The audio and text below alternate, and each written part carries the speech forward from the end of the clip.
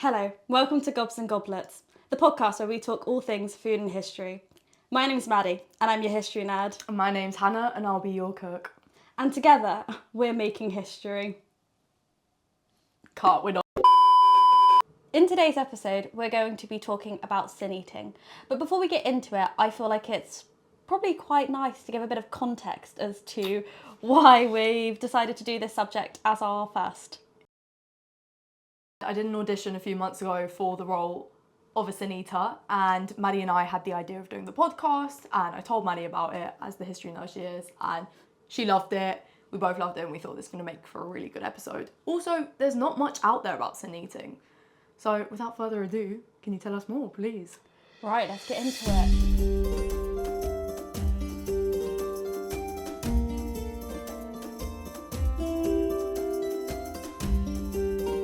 So, sin eating supposedly originated in Wales and then spread across to the rest of the UK, and it started in the 1600s.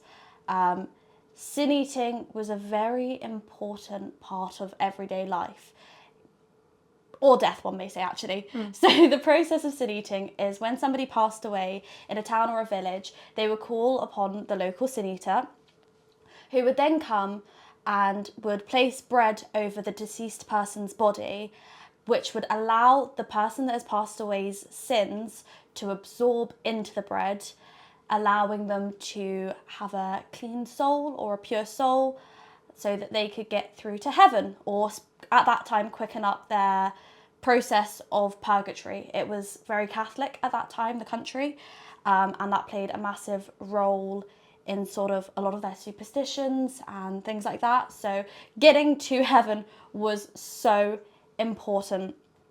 So the sin eater would have beer and drink ale, as well as eating the bread. The family would sit around in the house and mourn for the person that's passed away, and they would also partake in eating and drinking, but not from the body. So it was just the sin eater's role to make sure that this person was cleansed and able to move on to an afterlife. So why was this important?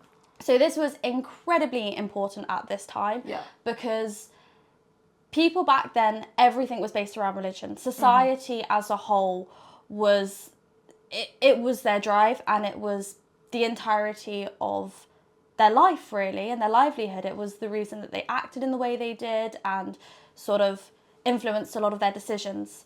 A massive thing as well is sort of, as I previously mentioned, superstition. People would think that, you know, if the soul wasn't able to move forward, then it would have the ability to haunt people in the towns and communities. And now this would be really bad, because if crops failed or there was disease, in their eyes, that could be because of somebody that has not been able to do something that in their eyes was preventable, right? Basically. So in terms of religious significance, massively important. So then who would have been a sin eater? So a sin eater is probably somebody that didn't want to do it in the first place. Yeah. But because of sort of poverty, the economic structure of England at that time and Wales, obviously people in power had a lot of money in comparison to people that were living in poverty. So you'd have to be in a really desperate point of your life, because remember, at this point, it's not just, you know, you're doing a job. You are quite literally subjecting yourself to eternal damnation. There's nothing you can do to save yourself once you've eaten other people's bread, other people's sins through the bread. So vital that this was happening, but it was people that were coming from sort of lower class backgrounds, working class, people that couldn't afford to live, basically. A lot of the time as well, it would be people that were sort of seen as being witches. Hence why there was a lot of hence why they were often ostracised and they were, you know, discarded from society. This then did change a bit throughout time, because I think people started to realise the importance of sin eaters, but it was never sort of, you wouldn't want to be too close for comfort, basically. Yeah, of course. Is there any like recorded cases? So the final case that happened, sort of Victorian era, was Richard Munslow, the last recorded sin eater. And now Richard Munslow was a really interesting case because obviously we've just said that for the most part it was people that came from, you know, not a lot of money, were always struggling. Richard is different because he actually was pretty well to do. So he was quite a successful farmer. Yeah. A lot of people saw him as a family guy, just, you know, quite well respected and liked within his area. Unfortunately, 4 of his children passed away. 3 of them, it was all in 1 week. So it's believed that the reason that he decided to become a sin eater was A, out of trouble, and B, to prevent sort of people from going through an experience where their soul's not saved. There was, from my understanding, there is a time frame that you have to eat the bread off the person's body. So you normally would do it when they're freshly corpsed, and I was say fresh out of the womb, but no. freshly the other way. Yeah. So if the body had been left for too long, or you couldn't afford a sin eater, then that was kind of it. You're damned. Yeah. And I think there might have been some sort of link between him not having someone have got to his children in time. So that would have pushed him forward into thinking, okay, this is what I need to do. Yeah. Also at that point, you're so depressed, like you've just lost like most of your family. Yeah. A lot of it would have just been like, well, what's the point? Yeah. So- Sod it. Yeah. Yeah. Now we've learned a little bit about sin eating. We're actually going to talk about the cooking part of it now. So, Yes. Hannah, could you tell us what you've made and the process of it? So, today I have prepared for you all a Victorian loaf of bread. Now, the reason we chose the Victorian era, obviously, as Maddie said, it started in the 1600s, ending early 1900s. So, we thought Victorian era, good in the middle. So, we Not had in the a middle. It's not in towards the middle, end. towards the end. This is why I don't do the history. We had a few issues making this bread. I'm not going to even lie to you. I know I am the cook of this show. That doesn't mean I'm a pro chef. I'm really not. I'm just trying. We had some yeast and then we lost the yeast. Don't know how. Anyway, so we had to use quick yeast. Now, quick yeast back then would not have been a thing. It wouldn't have. So basically, you add the quick yeast to the flour. But I'll get onto that. So in front of us, we have a big bowl of flour, 4 cups to be precise. We also have half a teaspoon of salt and half a tablespoon of sugar, half a tablespoon of butter, and 1.5 tablespoons of yeast. What you need to do is you need to add all your dry ingredients first. So you need to add the salt, the sugar, and the yeast into the flour. Afterwards, you need to add the butter. And now you need to make a course meal. So when you're making a course meal, you basically need to get the butter involved with the flour, make it, I don't want to say grotty, but make it bitty. Like you want to see bits, okay? Afterwards, you make a well in the middle and you add what would have been your yeast water, but we've already got our yeast in the flour. So we just added a pint of lukewarm water.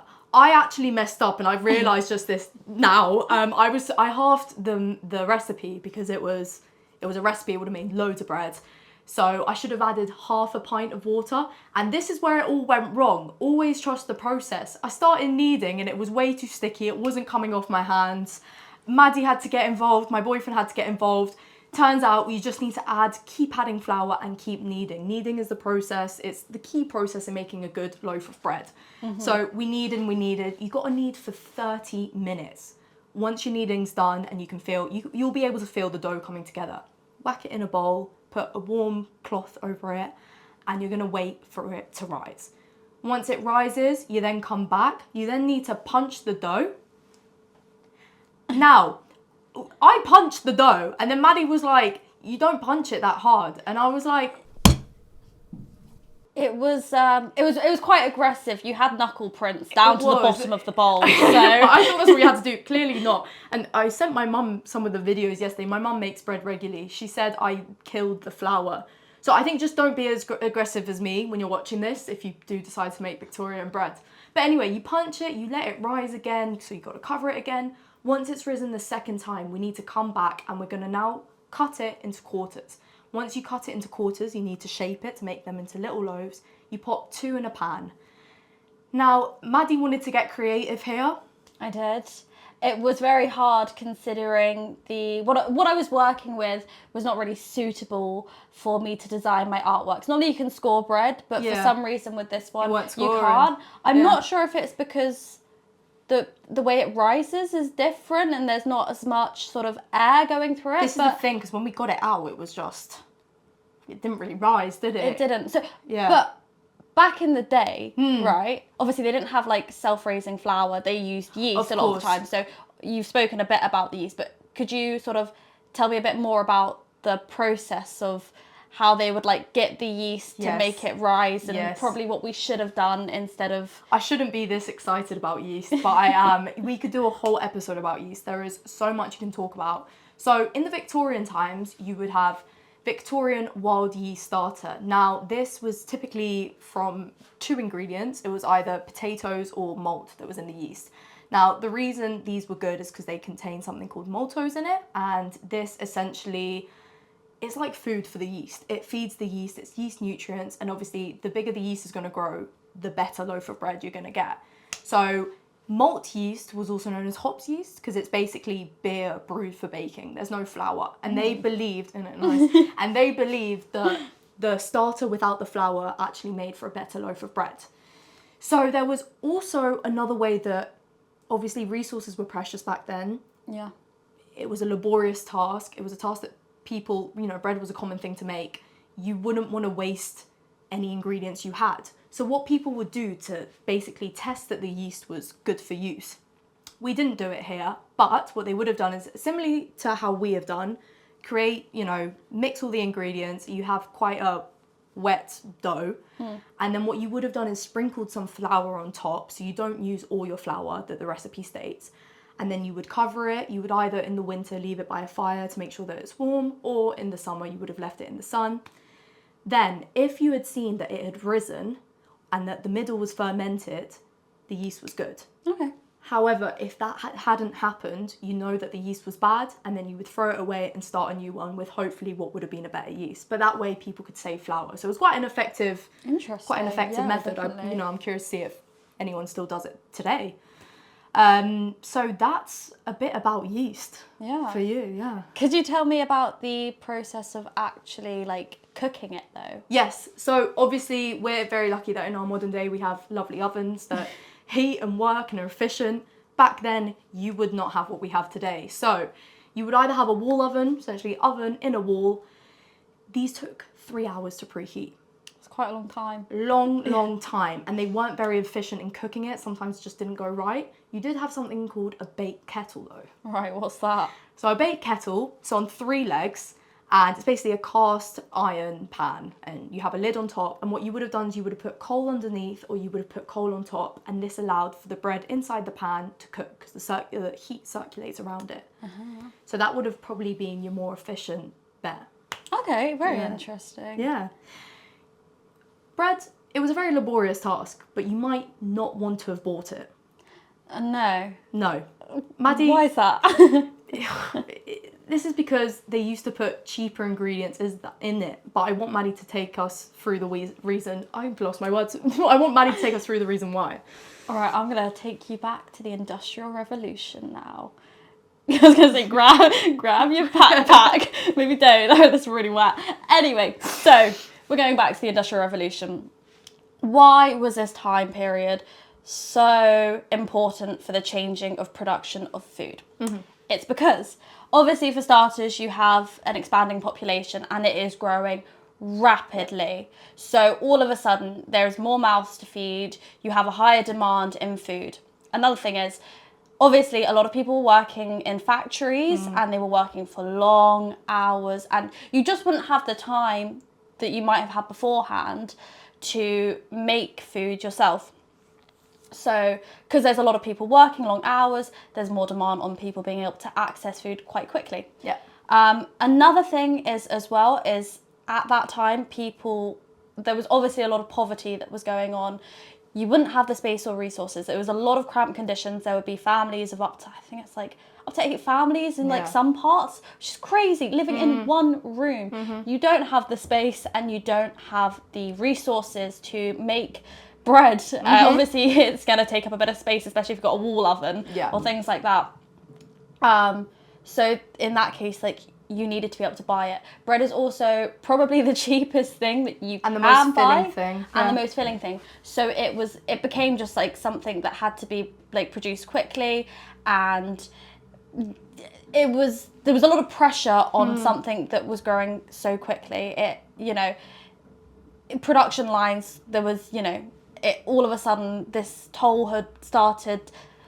Not toll. There was a roll that was flowing, and people needed to get it quickly. Of course. However, people that had money in the Victorian era weren't typically the nicest of people and probably weren't going to do right by you. So they would try and make it as cheap as possible. So Hannah's going to explain sort of some of the things that they would put in to the bread to make it cheaper labour. Cheaper labour. We say this happened in the Victorian era and nothing has changed. However, luckily our bread doesn't have what they put back in now in the day. So what they used to put in order to make the bread heavy, to make it white, look good, they'd either put plaster of Paris, chalk, bean flour, or something called alum. Now, alum is a compound which has aluminium in it, and this is used in detergent nowadays. So obviously you don't want that in your bread. It meant that people had malnutrition, obviously, and it also led to bowel issues. So all your nasty stuff, you got constipation, chronic diarrhea, and for a kid, this would have been fatal. So yes, bread took many hours to make. Yes, if you were to make your own yeast, it would have taken over 2 days if you couldn't obtain it from a beer brewer. However, that or death. So if I'm dying later, you know why. I didn't put alum in it. Yeah, just FYI. Do you want to try it? I am actually really... Oh no, I was going to say I'm really looking forward to it. I've got very mixed opinions about it because it does... It looks like it's really come out of the Victorian era. Yes, which is great. Anyway, we're going to try it and yeah. We'll bring you along with us.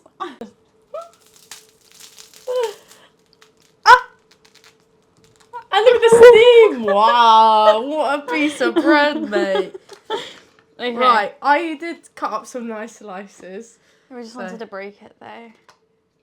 That's... Oh, okay. Right. Oh, ale. So we need some ale with this. They used to drink it out of bowls. So here you are. Why is there flour on the bowl? Don't ask questions. We got some flour to accompany it. And when you pour this, it's really thick. Yeah. And this brand was established in 1711, so as accurate as we could get. Gone all out, right? Right. Cheers.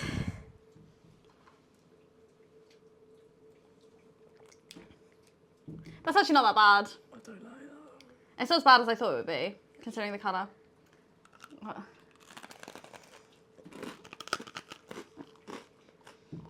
Do you know what? It's not bad.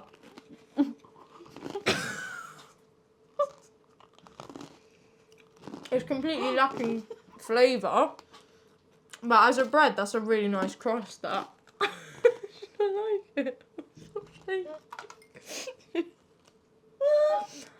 I think it's okay.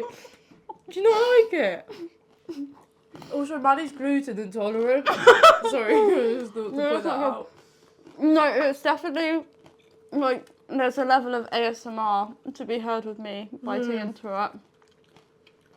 Okay. I don't mind it. It's not as bad as I thought it would be. I'm not going to continue eating it. Thank you so much for tuning in and watching this episode. Hopefully we will see you next week. Until then, keep cooking and keep listening to history. As you see, we don't plan these outros.